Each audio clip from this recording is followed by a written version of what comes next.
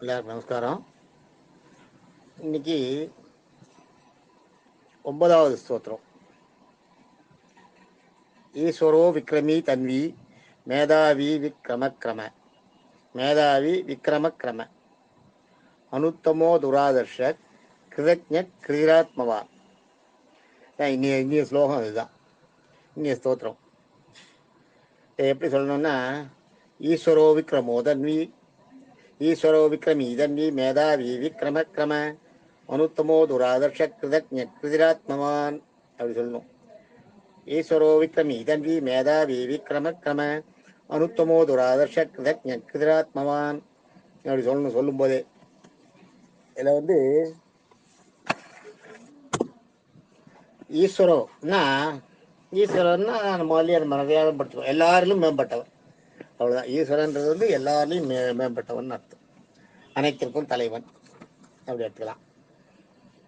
விக்ரமின்றதுல வீன்னா வெற்றி, கர்மன்னா காரியம், கர்மின்னா வெற்றியை கொடுப்பவர், விக்ரமின்னா எடுத்த காரியம் எல்லாத்துலேயும் வெற்றியை கொடுப்பவர் தான்.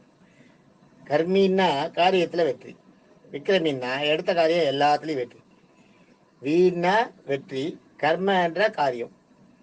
விக்ரமின்னா எடுத்த காரியம் எல்லாத்துலேயும் கிரமி, அந்த மீன்னா கொடுப்பவர்னு அர்த்தம். வீணா வெற்றி, கிரமின்னா கிரமன்னா காரியம், கிரமின்னா அந்த காரியத்தை அதை கொடுப்பவர், கொடுக்கறதுக்கு பேர் மீன்றது கொடுக்கறதுன்னு ஒரு அர்த்தம். விக்ரமின்னா எடுத்த காரியம், விக்ரமின்னா எடுத்த காரியம் எல்லாத்துலேயும் வெற்றியை கொடுப்பவர்னு அர்த்தம். விக்ரமி. தன்வின்னா தன்வின்றதுக்கு பெரிய ஒரு விஷயம். தன்வின்றது தனுசை ஆள தெரிந்தவன், அந்த அந்த வில்லாளின்னு அதுதான் தன்வின்றது வில்லாளி. தனுசு என்றால் வில்லு, தன்வி என்றால் சாரங்கமன் வில்லை உடையவன். அதை தன்வின்றதை நம்ம வெற்றியை கொடுக்கும், சாரங்கமன் வில்லை உடையவன்றது கரெக்டு. இதுல ராமாயணத்துல பாத்தீங்கன்னா ராவணனோட படை எல்லாத்தையும் ராமர் அழிச்சுட்டாராம். எல்லாத்தையும் ராவணனோட படையை முதல்ல நாள் வந்த படை எல்லாத்தையுமே அழிச்சாச்சு, வேற இல்லை. அந்த மாதிரி நேரத்தில் எப்பயுமே ராஜாக்கள் மூலப்படைன்னு ஒன்று வச்சுருப்பாங்க, மூலசேனைன்னு பேர். அதுக்கு மூலசேனைன்றது அதுதான் அவங்களுக்கு பக்கபலமாக இருக்கிறது. அதை அனுப்புகிறானோ ராவணன் அடுத்தது. அந்த மூலசேனைன்றது என்னன்னா 30 அக்ரோனி சேனைகளாம். 30 அக்ரோனி சேனைகள்னா ஒன்னொன்றுலையும் அந்த காலாட்படை, யானைப்படை, குதிரைப்படை எல்லாத்துலேயும் 30 அக்ரோனி. ஒரு அக்ரோனின்றது 10,000, 30 அக்ரோனின்றது 3 லட்சம். எல்லாத்துலேயும் 3 லட்சம். குதிரைப்படையில் 3, யானைப்படையில் குதிரைப்படையில் 3 லட்சம், யானைப்படையில் 3 லட்சம், காலாட்படையில் 3 லட்சம், தேர்ப்படையில் 3 லட்சம். இது மாதிரி மூலசேனை ராவணன் வச்சிருந்தானோ, இதை அனுப்பிட்டானோ. இதை அனுப்பும்போது பார்த்தா அந்த ராவணன் அரண்மனையிலேருந்து வரும்போது பார்த்தா புத்துலேருந்து ஈசல் வரா மாதிரி வந்துட்டே இருக்கான். இதை பார்த்த உடனே வானரங்கள்லாம் பயந்துருத்தோம். ராமனோட சைன்யம் வானரங்கள் எல்லாம் இவ்வளோவா, இப்படி ஒரு இதில் எப்படி நம்ம சண்டை போட முடியும், இதுன்னு இப்படி வராங்களேன்னு பயந்து எல்லாம் நடுங்கிடுத்தான். அப்போ ராமர் சொன்னாராம், யாரும் எதிர போய் சண்டை போடாதீங்க, நீங்கள்லாம் சண்டைக்கு போனீங்கன்னா உயிரை விட்டுருவீங்க. உங்கள் நம்ம சைடில் உயிர் சேதம் எதுவுமே ஆகக்கூடாது, ஒருத்தர் கூட உயிர் சேதமே ஆகக்கூடாது. எல்லாரும் அவங்கவுங்க உயரமான இடங்கள்ல, மரம் கிளைகள்ல, ஏன்னா வானர சேனை தானே, மரம் கிளைகள்ல, மாளிகைகள்ல, உச்சியில, அது மாதிரி எங்கேயாலும் ஏறி நின்றுக்குங்கோ, இந்த படையை நீங்க யாரும் எதுக்க வேண்டாம் அப்படின்னு சொல்லிட்டு ராமர் என்ன பண்ணாராம், தனி ஒருவனாய் லக்ஷ்மணனை கூட வர வேண்டான்ட்டாராம். யாரும் சுக்ரீவன் ஒத்தரையும் அங்கதான் யாரையுமே வரக்கூடாதுன்ட்டாராம். அனுமானம் கூட நீயும் மேலே ஏறி உட்காந்து கொண்டுட்டாராம். ஏன்னா இந்த படையை பார்த்தா பயமா இருக்கு, இந்த படைக்கு நடுவில் போய் மாட்டினா செத்துதான் போயிடுவாங்க. அதனால எல்லாரையும் அனுப்பிட்டு தனி ஒருவனாய் தன்னுடைய பானம், தன்னுடைய அந்த வில் இருக்கே, அதான் வில்லாளின்றது அதுதான். அந்த வில்ல, தன்னுடைய வில்லு இருக்கே, அந்த சார்கம் என்ற வில்ல வச்சு அந்த ராமரோட அந்த அம்ப விட்டு அந்த ராமர் ராமபானம்னு, அதுதான் ராமபானம் ஜெயிக்காத இடமே கிடையாது. ராமபானத்தை விட்டு அத்தனை சேனைகளையும் 2 மணி நேரத்தில், 2.5 மணி நேரத்தில் அங்கே சொல்லியிருக்கிறது என்னென்னா, மொத்தத்தில் 10 நாழிகைன்னு கொடுத்துருக்காங்க. 10 நாழிகைன்றது என்னென்னா, ஒரு நாழிகைக்கு 2.5 மணி நேரம், ஒரு நாழிகை 10 நாழிகைன்னு 4 மணி நேரம். 4 மணி நேரத்துல அத்தனை படைகளையும் மூலப்படையையும் காணாத அடிச்சு தன்னுடைய தன் தனி ஒருவனாய் தன்னுடைய வில்லை மட்டுமே நம்பி தன்னுடைய ராமபாணத்தால் எல்லாத்தையும் அழித்தார். அதுதான் தன்வி. அழிச்சுட்டு அப்புறம் எல்லாரையும் வானரங்களை எல்லாம் கீழே வர சொன்னாராம். தன்வின்றதுக்கு அதான் அந்த தன்வின்றது அந்த தனுசுக்கு அவ்வளவு பெரிய பவர் உண்டாம். அதான் ராமபாணம்னு. ராமபாணத்தை எதுக்கவே முடியாது. அந்த மாதிரி ராமபாணத்தை விட்டு பண்ணுவாரான். அதுதான் தன்வின்னா அதான் வில்லாளி, பயங்கரமான வில்லுக்கு தனி சக்தியை கொண்டவர் அப்படின்றதாக இதுக்கு அர்த்தம். தன்வின்னா வில்லை சார்ங்க வில்லை உடையவர், வில்லை மிக அருமையாக ஆழத்தை வெற்றியையே கொடுக்கும் வில்லை உடையவர்னு அர்த்தம். அதில் மேதாவி, மேதாவின்னா மேதான்னு எடுத்துக்கோ. அதுல மேதமைகள்னா வெற்றியை கண்டவர், வெற்றியையே கண்டவர். மேதாவின்றது மேதமை பொருந்திய வெற்றியை கண்டவர். மேதான்னா வெற்றியையே தரும் மேதமை உடையவர். அந்த மாதிரி எடுத்துக்கணும். இதுல மேதாவின்றதுக்கு நடப்பவர் நடந்து எல்லாத்தையும் அதே மாதிரி எல்லாத்தையும் தெரிஞ்சவர். இது ஆதிசங்கர பகவத்பாதால் சொல்லியிருக்கார். நடப்பவை, நடக்க போவது, நடக்க வேண்டியது அனைத்தையும் அறிந்தவர். அதான் மேதாவி. மேதாவின்றது எல்லாம் தெரியும், எல்லாம் தெரிஞ்ச மேதாவின்னு சொல்றமே, அதான் மேதாவி. மேதாவின்றது அதான் எல்லாத்தையும் தெரிஞ்சவர்னு.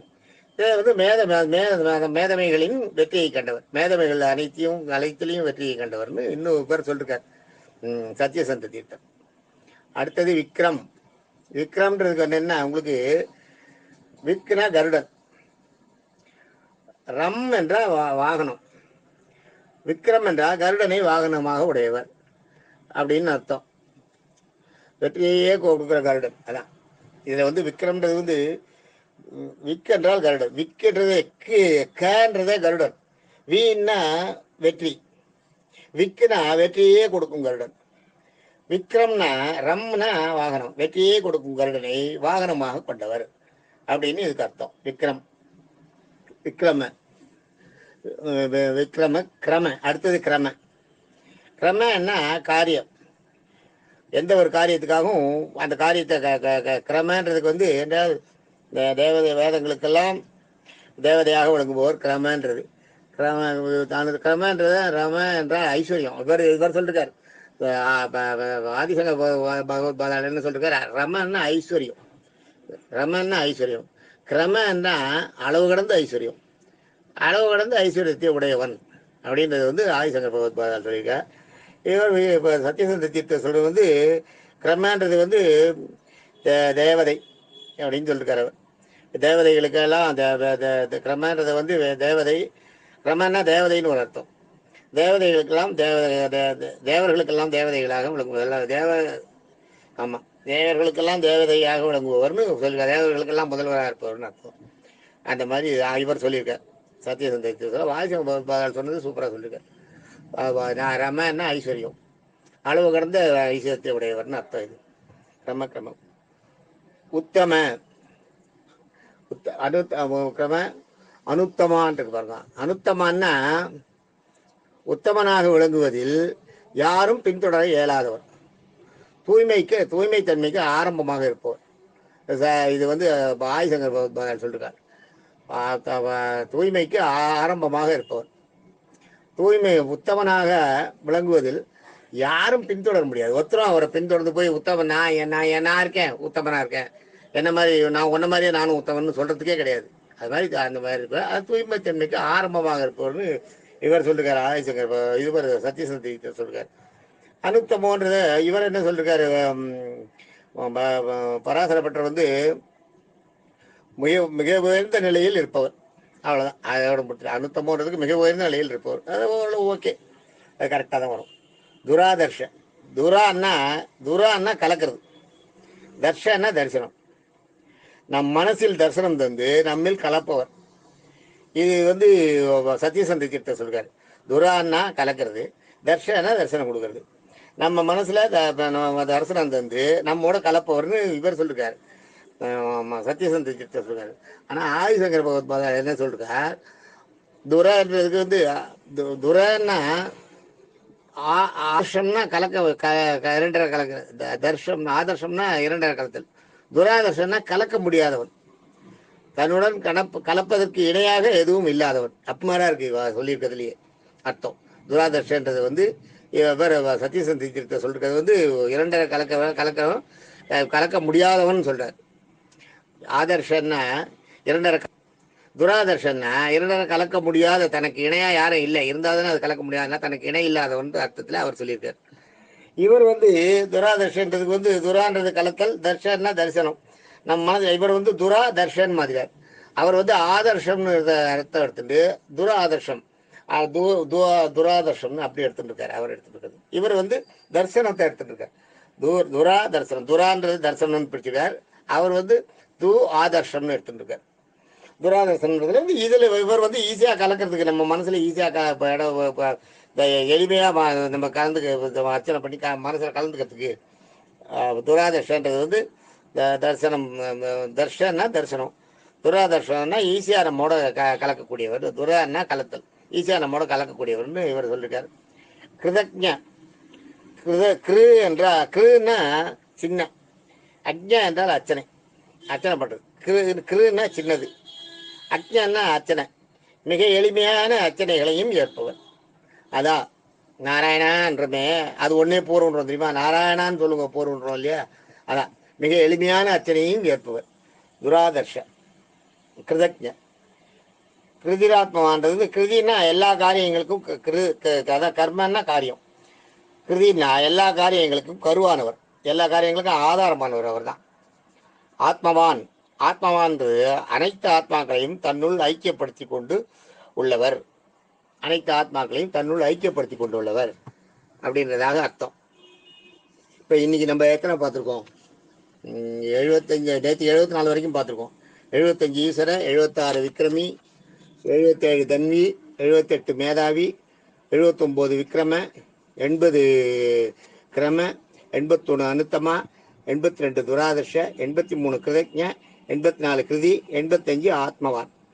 ஆக இங்கே நம்ம என்ன பண்ணியிருக்கோம், 76லேருந்து 75லேருந்து 85 வரைக்கும் 11 பேர் இன்னைக்கு பார்த்துட்டோம். இன்னைக்கு இந்த ஒரு பாட்டில் 11 பேர் வந்திருக்கு. கேட்டுங்க, ஏதாவது சந்தேகம் இருந்தால் கேளுங்க. தேங்க்யூ.